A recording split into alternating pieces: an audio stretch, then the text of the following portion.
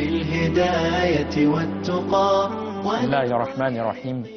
الحمد لله رب العالمين، والصلاة والسلام على أشرف الأنبياء والمرسلين نبينا محمد وعلى آله وصحبه أجمعين.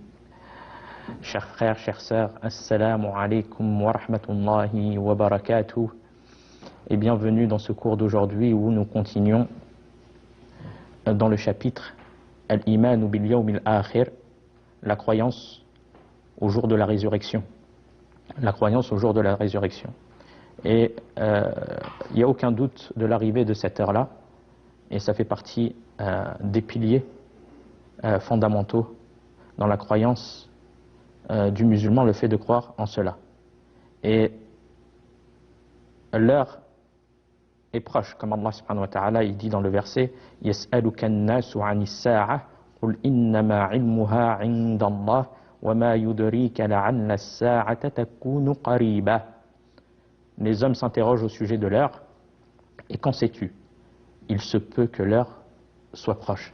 Et l'heure va arriver sans aucun doute. Ça fait partie de la croyance du musulman.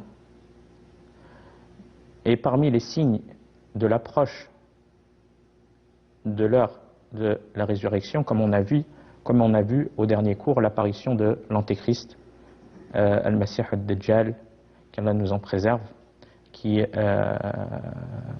apparaîtra et qui Allah lui a octroyé la possibilité de faire certaines choses qui sortent de l'ordinaire, comme le fait d'ordonner à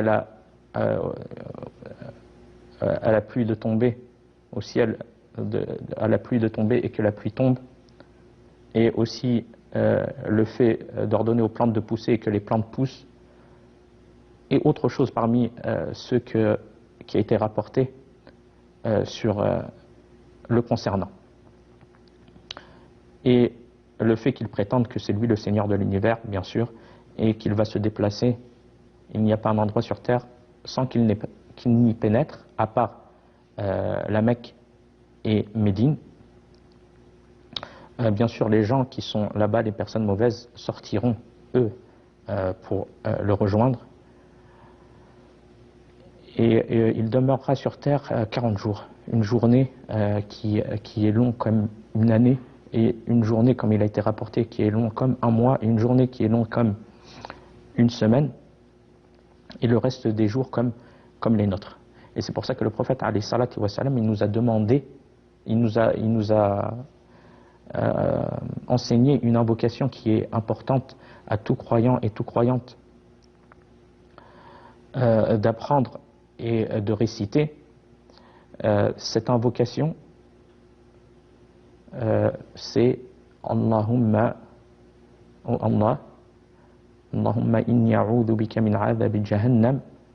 Je demande protection auprès de toi contre le feu de l'enfer, contre l'enfer, wa 'adhabi al-qabr, et contre le châtiment de la tombe, wa min fitnati al-mahya wal mamat, et contre les tentations de la vie d'ici-bas ainsi que de l'au-delà, wa min fitnati al-masih ad-dajjal, et contre les tentations de l'Antéchrist, al-Masih ad-Dajjal, qui est une épreuve terrible, énorme.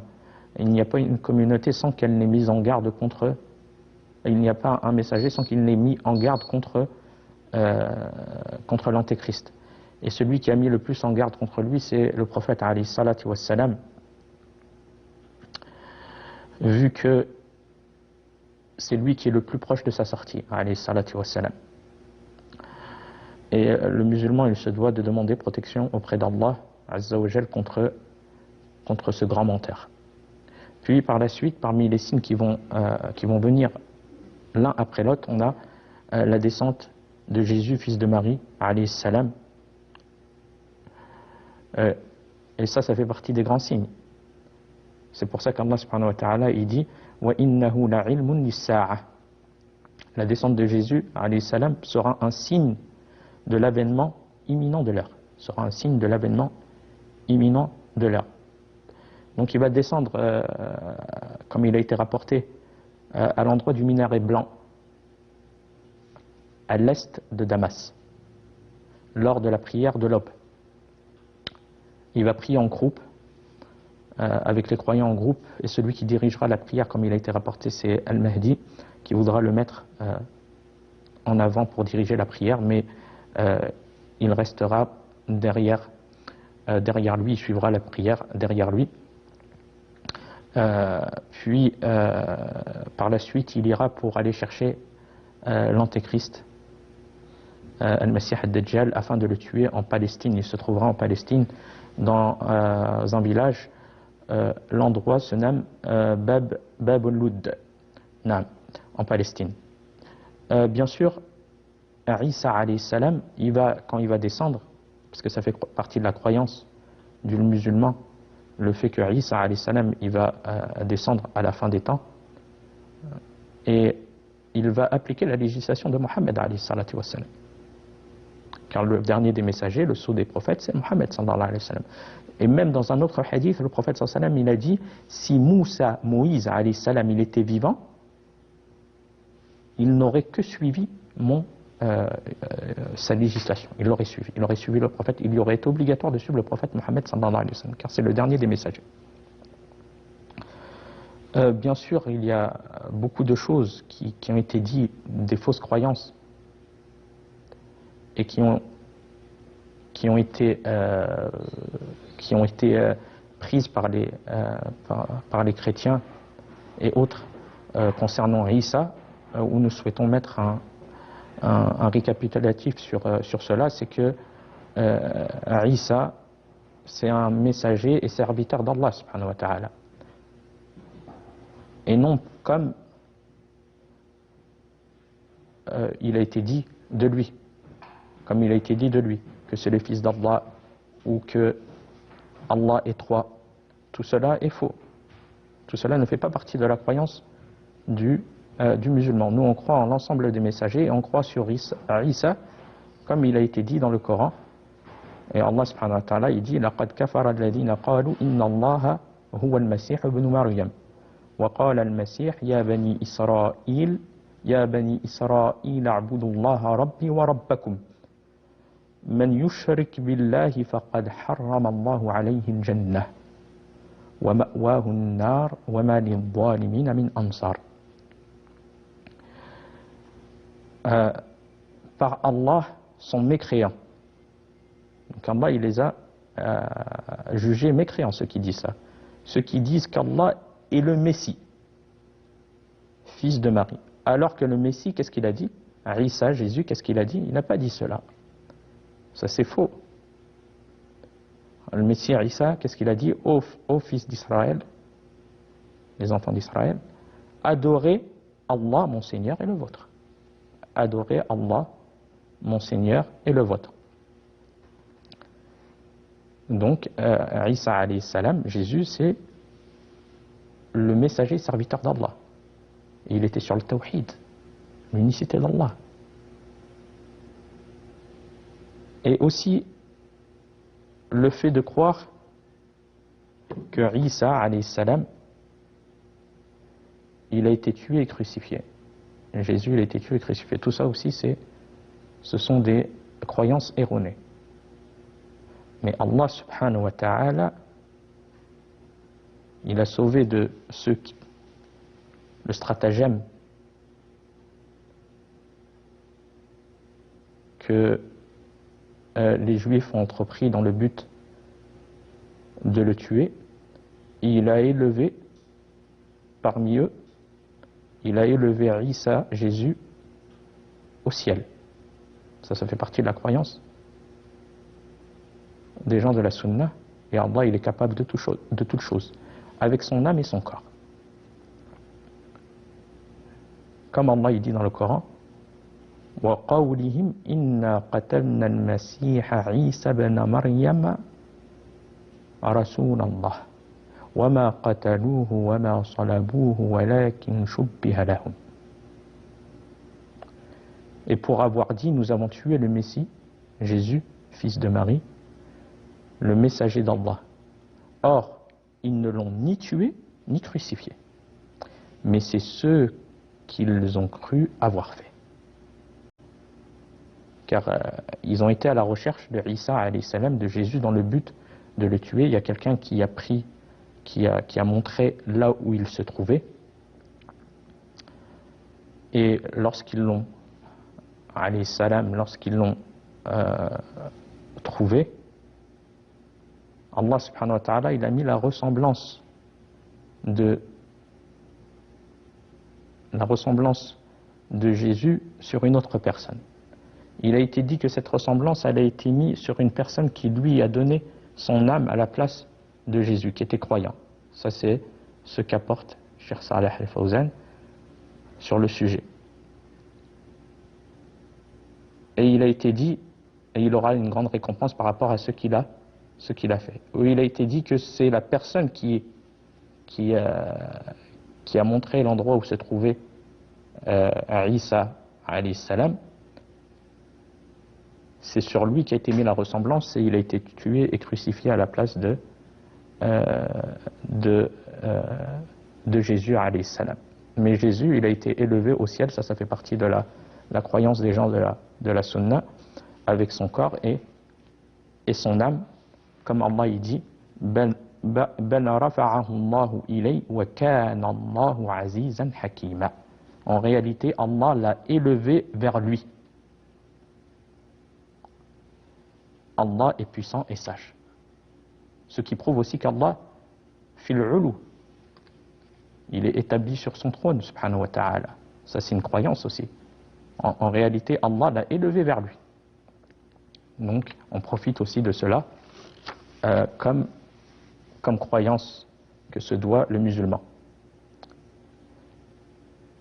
Et Isa, Jésus alayhi salam, aussi parmi la croyance, il a été créé de sa mère, Marie, son père. Et Allah, il est capable de toutes choses. Allah, c'est lui qui a créé toutes les créatures, cet univers. Il est capable de toutes choses. Il n'y a rien qui ne lui est pas possible, subhanahu wa ta'ala. Il fait ce qu'il veut dans cet univers. C'est pour ça qu'Allah il dit wa Maryam ibnata Imran allati ahsanat farjaha fanafakhna fihi min ruhina. Ça fait partie de la croyance aussi du musulman. Il leur donne également pour exemple Marie, fille d'Imran, qui préserva sa chasteté. C'était une femme chaste, et en laquelle nous avons insufflé une âme créée par nous. Allah envoya l'ange Gabriel qui insuffla en elle l'âme de Jésus alayhi salam, et aussitôt elle fut enceinte de lui. Allah, il a juste à dire soit et c'est. Et donc nous on croit en Jésus par rapport avec tout ce que nous avons cité. Naam. Et ça fait partie des messagers d'Allah alayhi salam, à qui a été révélé l'évangile.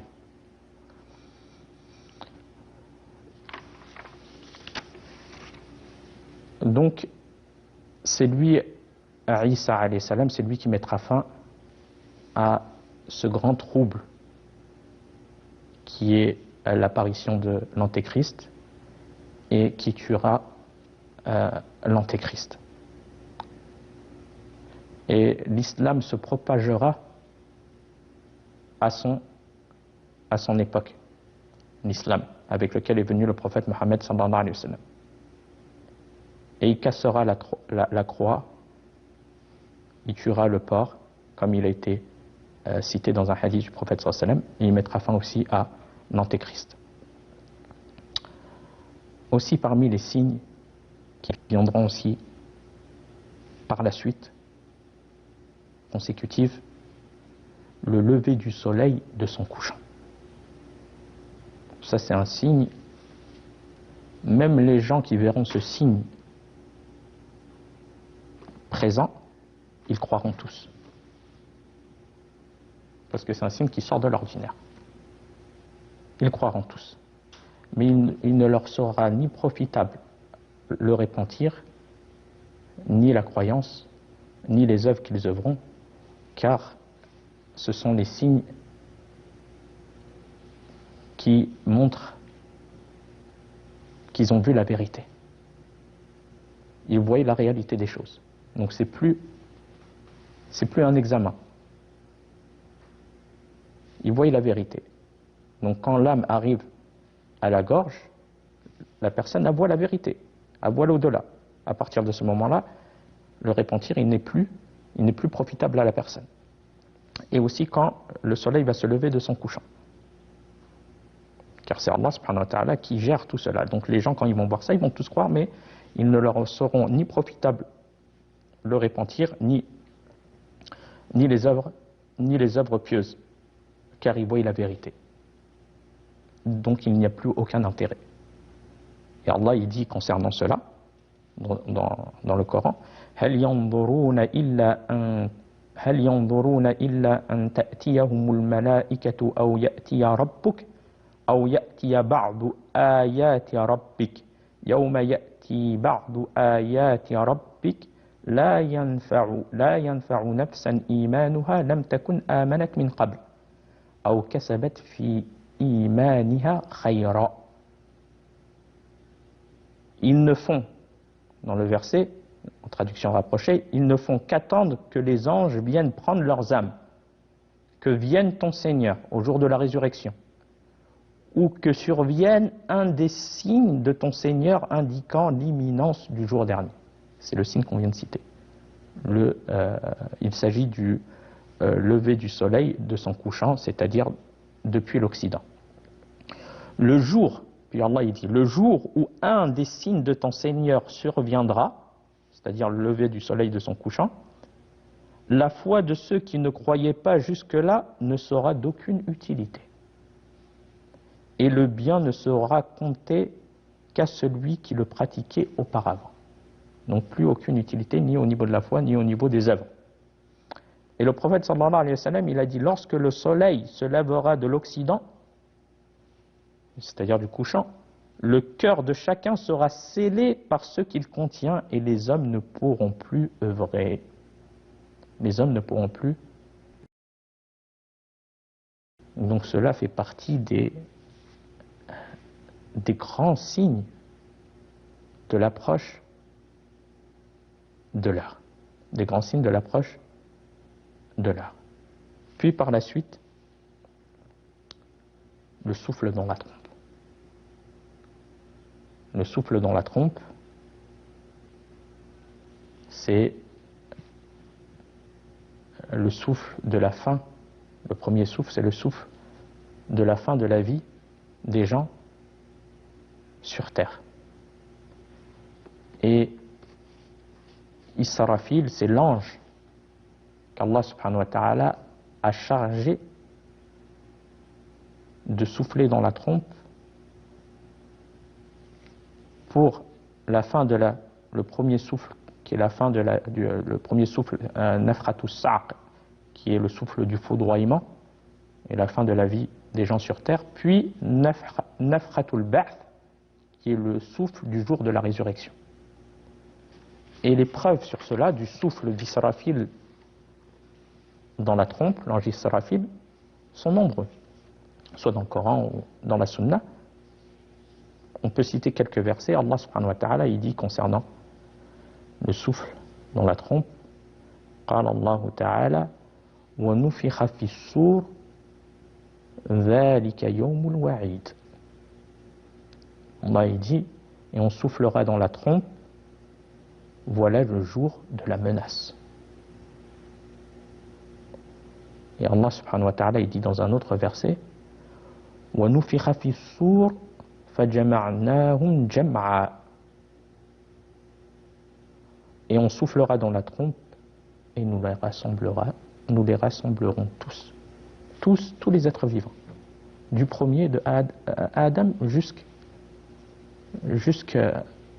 jour de la résurrection. Tous seront rassemblés jusqu'à la fin des temps.